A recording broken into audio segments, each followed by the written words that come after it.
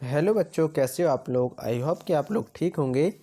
आज हम पढ़ रहे हैं क्लास 6 हिंदी चैप्टर नंबर 16। बच्चों, चैप्टर का नाम है श्रम की महिमा, जिसमें हम बच्चों इसमें संपूर्ण पद्यांशों की व्याख्या करेंगे। तो बच्चों, पहला पद है हमारा कि तुम कागज़ पर लिखते हो, वह सड़क झाड़ता है।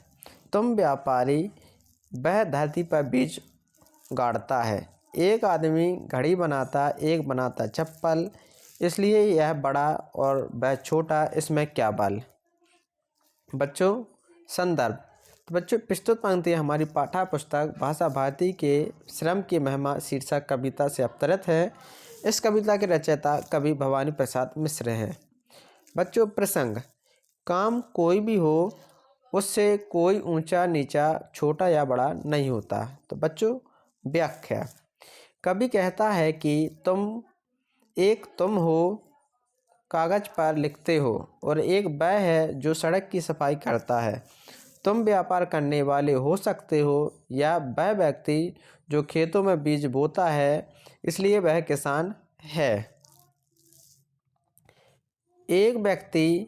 एक वह व्यक्ति जो घड़ी बनाता है या उसकी मरम्मत करता है, साथ ही वह व्यक्ति जो चप्पल बनाता है या उनकी मरम्मत करता है। इस आधार पर कोई छोटा या बड़ा हो सकता है क्या, अर्थात इस बात में कोई बल नहीं है, अर्थात यह बात महत्वपूर्ण नहीं है।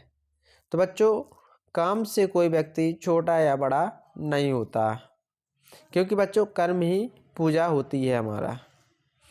दूसरा पद है कि सूत काटते थे गांधी जी, कपड़ा बुनते थे, और कपास जुलाहों के जैसे ही धुनते थे।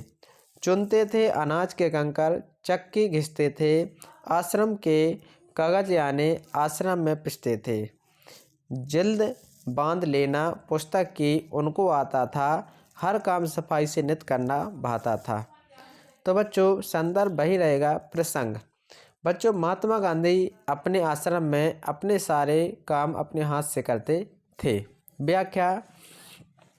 तो बच्चों, इस पद की व्याख्या है कि गांधी जी अपने आश्रम में रहते हुए सूत काटते थे, उससे कपड़े बुनते थे, साथ ही जुलाहों से भी बढ़िया ढंग से कपास धुनते थे। अनाज में से कंकड़ आदि चुनकर अलग करते और अनाज को साफ करके अपने आप ही चक्की से आटा बनाते थे।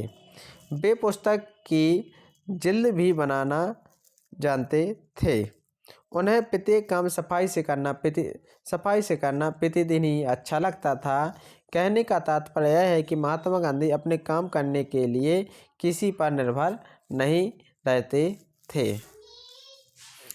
पद तीसरा है बच्चों अब कि ऐसे थे गांधी जी, ऐसा था मका उनका आश्रम। गांधी जी के लिखे पूजा के समान था श्रम। एक बार उत्साहग्रस्त कोई वकील साहब जब पहुँचे मिलने, बापूजी पीस रहे तब। बच्चों, प्रसंग। गांधी जी श्रम को ही ईश्वर की पूजा मानते थे। व्याख्या। गांधी जी और उनका आश्रम ऐसा था जिसमें वे परिश्रम को ही पूजा के समान मानते थे। एक बार कोई वकील साहब उनके आश्रम में पहुंचे। वकील साहब बहुत ही उत्साहित थे। जिस समय वे आश्रम में पहुंचे तब गांधी जी अनाज को चक्की से पीसकर आटा बना रहे थे।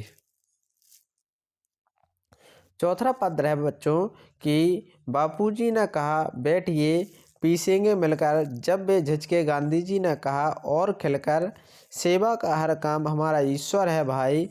बैठ गए वे दपसट में, पर अक्ल नहीं आई। बच्चों, प्रसंग। गांधी जी ने उन वकील साहब से हंसकर कहा कि भाई आओ, दोनों ही मिलकर चक्की से आटा बनाते हैं। बच्चों, व्याख्या। वकील साहब उत्साहपूर्वक जोश से भरे हुए बापूजी से मिलने आश्रम में पहुंचे। तब गांधी जी ने उनसे कहा कि आइए बैठिए, हम दोनों ही मिलकर अनाज पीसेंगे और आटा तैयार करेंगे। इस पर वकील साहब को झिझकने लगे, अर्थात उन्हें चक्की पीसना एक घृणित सा काम लगा। इस पर गांधी जी ने खिलखिलाकर ठहाका भरते हुए जोर से हंसते हुए कहा कि हे भाई, सेवा में कोई भी किया गया हमारा काम ईश्वर ही होता है। इसे सुनते ही वह वकील महोदय भी समीप बैठ गए, लेकिन गांधी जी द्वारा कही गई बात समझ ना सके। उनकी बुद्धि ने काम नहीं किया, अर्थात गांधी जी के कहे हुए शब्दों का अर्थ भी समझ नहीं सके। तो बच्चों, ये रहे गांधी जी के कार्य, और वो कर्म को ही पूजा मानते थे, और उन्होंने कभी भी अपना काम छोटा या बड़ा नहीं समझा। आदमी क्योंकि अपने काम से ही जाना जाता है। तो बच्चों, ये रहे इस पाठ के पद्यांश। अगर आपको ये वीडियो पसंद आई हो तो प्लीज़ लाइक एंड सब्सक्राइब करना ना भूलें। Thank you.